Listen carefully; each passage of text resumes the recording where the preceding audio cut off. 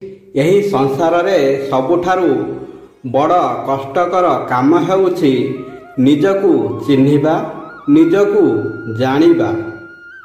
ଯେତେ ପର୍ଯ୍ୟନ୍ତ ତୁମେ ନିଜକୁ ଚିହ୍ନିନାହଁ କିମ୍ବା ନିଜକୁ ଜାଣିନାହଁ ସେତେ ପର୍ଯ୍ୟନ୍ତ ତୁମର ଡିଜାୟାର ମନ ଭିତରେ ସବୁଦିନ ପାଇଁ ରହିବ।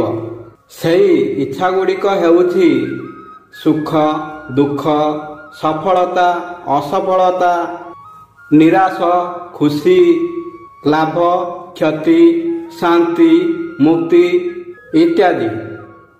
ଆଧ୍ୟାତ୍ମିକ ଦୃଷ୍ଟିରୁ ଦେଖିବାକୁ ଗଲେ ତେଣୁ ଜୀବନରେ ଏହି ଗୋଟିଏ କାମ କରନ୍ତୁ, ଦେଖିବେ ଆପଣଙ୍କୁ ସବୁକିଛି ମିଳିଯିବ।